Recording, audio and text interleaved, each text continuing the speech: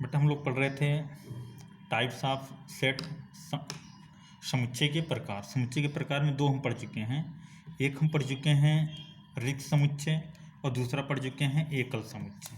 रिक्त समुच्चय हम लोगों का हो चुका है और एकल समुच्चय हम लोगों का हो चुका है। रिक्त और एकल समुच्चय हो चुका है। अब देखिए अगला समुच्चय क्या आता है। रिक्त और एकल समुच्चय के बाद आता है परिमित समुच्चय। परिमित समुच्चय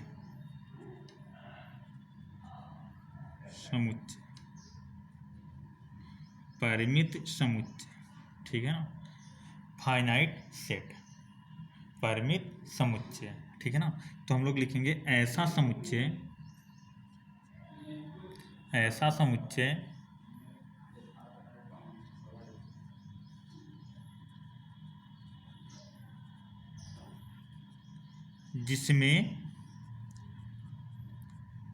जिसमें अवयवों को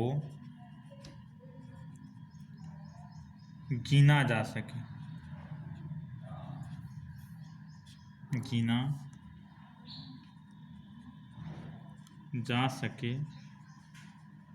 परिमित समुच्चय कहलाता है। परिमित समुच्चय कहलाता है। ध्यान से सुनिए, ऐसा समुच्चय जिसमें अवयवों को गिना जा सके परिमित समुच्चय कहलाता है। जैसे अगर हम एग्जाम्पल देखें, एग्जाम्पल अगर देखा जाए तो एग्जाम्पल हमारे पास है 10 से छोटी अभाज्य संख्याओं का समुच्चय। अभाज्य संख्याओं का समुच्चय, 10 से छोटी अभाज्य संख्याओं का समुच्चय। इसको हम कैसे लिखेंगे। अभाज्य संख्याएं क्या होती हैं। 2 होती हैं, 3 होती हैं, 5 होती हैं, 7 होती हैं। ये हैं 10 से छोटी अभाज्य संख्याएं। 10 से छोटी अभाज्य संख्याएं। अब देखिए इसमें अगर हम अवयवों की संख्या की बात करें तो कितने अवयव हैं। 1 2 3 4। कितने अवयव हैं। 4 अवयव हैं। इसको हम बोलते हैं कार्डिनल नंबर, कार्डिनल संख्या। कार्डिनल संख्या। तो कार्डिनल संख्या कितनी है। मान लीजिए समुच्चय ए है तो कार्डिनल नंबर आप ए इक्वल कितना है 4 है। तो यहाँ हम लोग काउंट कर ले जा रहे हैं, इसलिए इसको हम लोग बोलेंगे परिमित समुच्चय, ठीक है ना। अब देखिए अपरिमित समुच्चय क्या होता है। अपरिमित समुच्चय,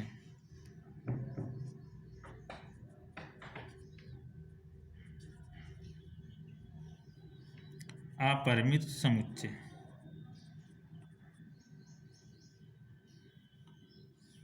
अपरिमित समुच्चय, तो अपरिमित समुच्चय देखते हैं। ऐसा समुच्चय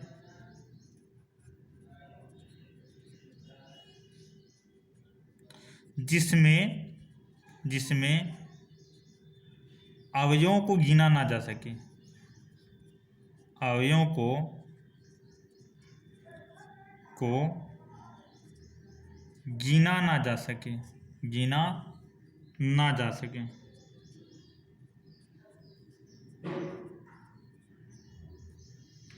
अपरिमित समुच्चय कहलाता है। अपरिमित समुच्चय कहलाता है।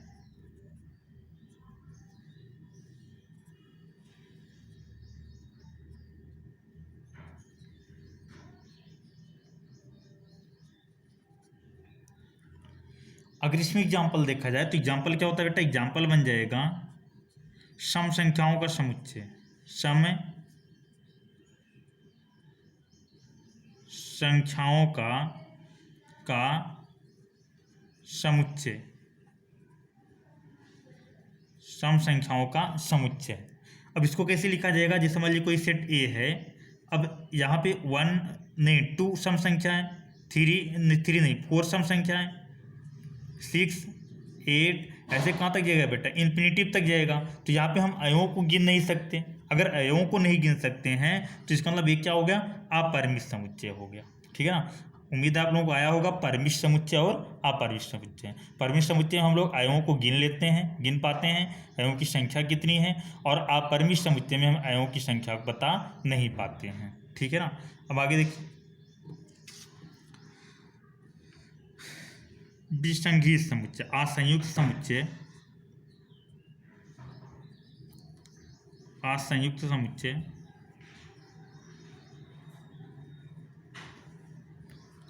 या विसंगीत समुच्चय।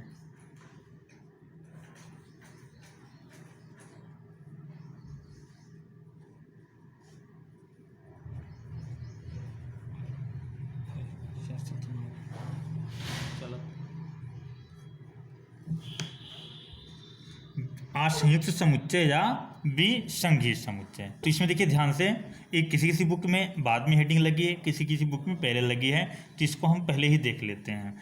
दो समुच्चय इस प्रकार हूँ, दो समुच्चय इस प्रकार हूँ,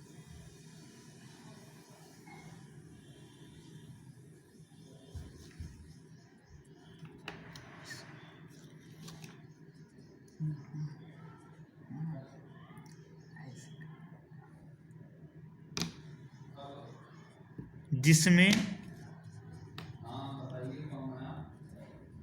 कोई भी अयो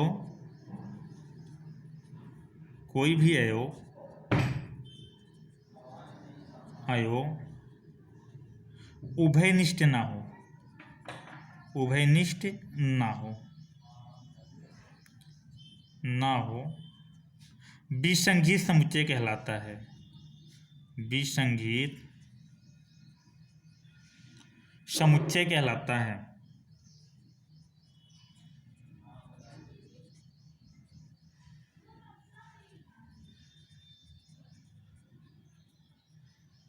ध्यान से सुनिएगा बेटा, दो समुच्चय इस प्रकार हो जिसमें कोई भी एलिमेंट कॉमन ना हो, विसंगीत समुच्चय कहलाता है। ध्यान से सुनिएगा, कोई भी एलिमेंट कॉमन नहीं होना चाहिए और क्या कहलाएगा तब, विसंगीत समुच्चय कहलाएगा। जैसे अगर एग्जाम्पल हम दें, एग्जाम्पल अगर आप लोगों को दें तो एग्जाम्पल देखिए, अगर मान लीजिए एग्जाम्पल ए इक्वल टू एक समुच्चय दिया 1 3 5 7 9, और बी इक्वल टू एक समुच्चय दिया 2 4 6 8 10। अब देखिए ध्यान से, ए में क्या आया, विषम संख्याएं आई, और बी में क्या आया, सम संख्या आई। ए और बी में कोई भी एलिमेंट हमको कॉमन नहीं दिख रहा है। अगर कोई एलिमेंट कॉमन नहीं है, अगर कॉमन की बात किया जाता तो कॉमन ऐसे लिखा जाता, आपको बाद में बताया जाएगा, इंटरसेक्शन बी इक्वल टू, अगर कोई भी एलिमेंट कॉमन नहीं मिला तो अगर जिसमें कोई एलिमेंट नहीं होता उसको हम लोग बोलते हैं रिक्त समुच्चय, और रिक्त समुच्चय को हम लोग दिखाते थे फाई से। अगर ऐसा होता है तो ए क्या है भैया, विसंगीत समुच्चय है। ए और बी क्या है, विसंगीत समुच्चय है।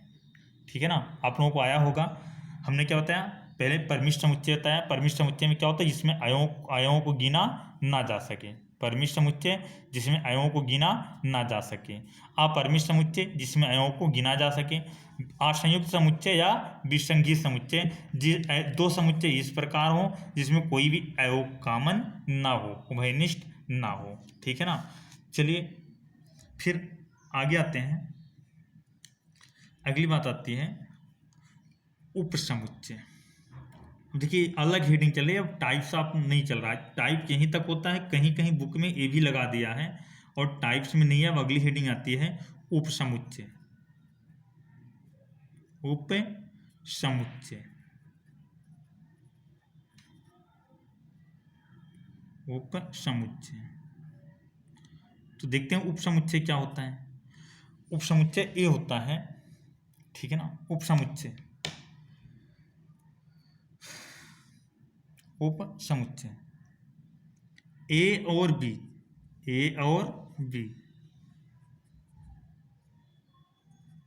बी। दो समुच्चय इस प्रकार हों, दो समुच्चय इस प्रकार हों कि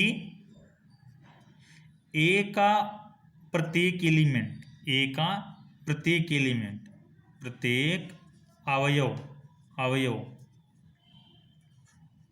अवयव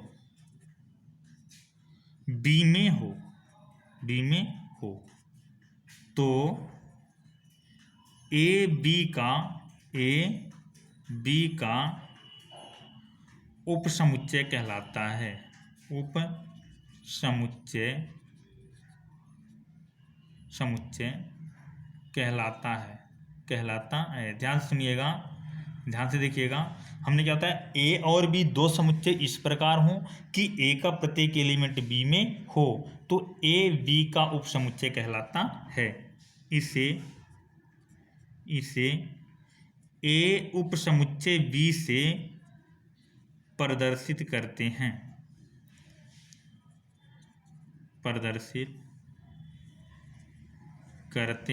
ध्यान से सुनिएगा, ए उपसमुच्चय बी से प्रदर्शित करते हैं। अगर हम एग्जाम्पल देखें तो एग्जाम्पल भी देखिए, आप लोगों को बहुत अच्छे से आएगा समझ में। एग्जाम्पल अगर देखा जाए तो एग्जाम्पल हम लोगों का है, जैसे ए इक्वल टू दे दिया 2 4 5 और बी इक्वल टू दे दिया बेटा 1 2 3 4 5। ए इक्वल टू दे दिया 2 4 5 और बी इक्वल टू दे दिया 2 3 4 5। अब देखिए ए का प्रत्येक एलिमेंट 2 4 और 5 बी में है कि नहीं, है ना। ए का प्रत्येक एलिमेंट बी में है, लेकिन बी का प्रत्येक एलिमेंट ए में नहीं है, ठीक है ना। जिसका एलिमेंट होगा, जिसका एलिमेंट होगा वो उपसमुच्चय बनेगा, किसका, जिसमें होगा बी में।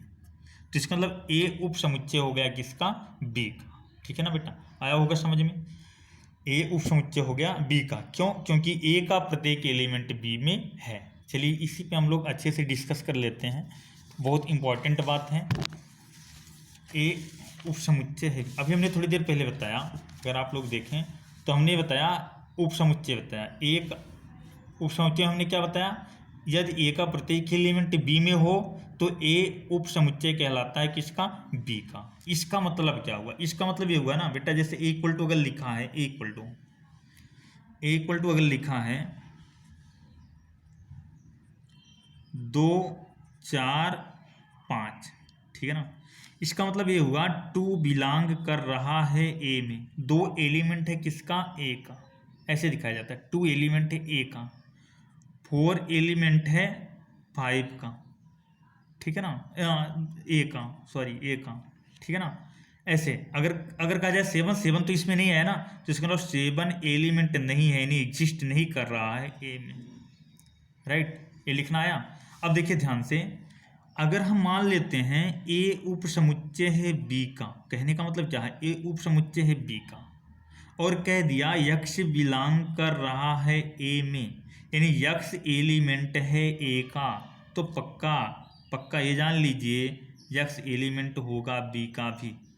ध्यान से सुनिए, हमने कहा यक्ष एलिमेंट है ए का, तो यक्ष एलिमेंट होगा बी का भी, क्योंकि देखिए ए में जो एलिमेंट आया है वो बी में आना चाहिए, तो अगर यक्ष ए में आ गया तो बी में आना चाहिए। लेकिन हम ऐसा नहीं कहेंगे, अगर ये कह दिया यक्ष एलिमेंट है बी का, तो जरूरी नहीं है कि यक्ष एलिमेंट हो ए का, हो भी सकता है और लेकिन जरूरी नहीं है। जैसे इस एग्जाम्पल में अगर देखिए तो देखिए क्या, कौन सा 3 देखिए इसमें आया लेकिन इसमें नहीं आया, तो यहाँ ये जरूरी नहीं होता, लेकिन अगर ए में आ गया है तो पक्का है वो बी में आएगा, ठीक है ना। अच्छा फिर आगे देखिए, आगे की बात ये करें कि जैसे मान लीजिए ए और बी क्या हो जाते हैं, इक्वल हो जाते हैं। सेकंड बात अगर करें, ये तो फर्स्ट बात हम कर रहे थे, ठीक, अगर सेकंड बात किया जाए, सेकंड बात यहाँ कर लेते हैं, तो सेकंड बात अगर किया जाए, अगर मान लीजिए ए इक्वल टू दे दिया 1 2 3 और b इक्वल v दे दिया 1 2 3, ठीक, 1 2 3 हमेशा मंझले ब्रैकेट लगाओगे। अब a की वैल्यू आ गई और b की वैल्यू आ गई। अब देखिए a क्या है 1 2 3, a का आल एलिमेंट b में है ना, और b का आल एलिमेंट a में है, तो हम लोग चाहे लिखें a उप समुच्चय है किसका, b का, या b उप समुच्चय है किसका, a का, ठीक है ना। अगर ऐसा हो जाता है, और नहीं, और लिखो, और अगर ऐसा हो जाता है a उप समुच्चय हो जाता है b का और b उप समुच्चय हो जाता है a का, तो पक्का है a बराबर होगा b के, a बराबर होगा b के। ये हम लोगों को पता होना चाहिए, a बराबर है b का। बाद में हम लोग प्रूव करेंगे कि ये चीज़ ऐसे दिखाई, तो वहाँ दिखाएंगे a उप समुच्चय है इसका और a उप समुच्चय है इसका, इसलिए दोनों आपस में क्या है, इक्वल हैं, ठीक है ना। बेटा ये उचित समुच्चय आप लोग अच्छे से पढ़िएगा। बाकी हम 2 3 हेडिंग बच रही है, कल पढ़ा के इसके बाद हम लोग 2 3 एक्सरसाइज कर ले जाएंगे, बहुत आसान है।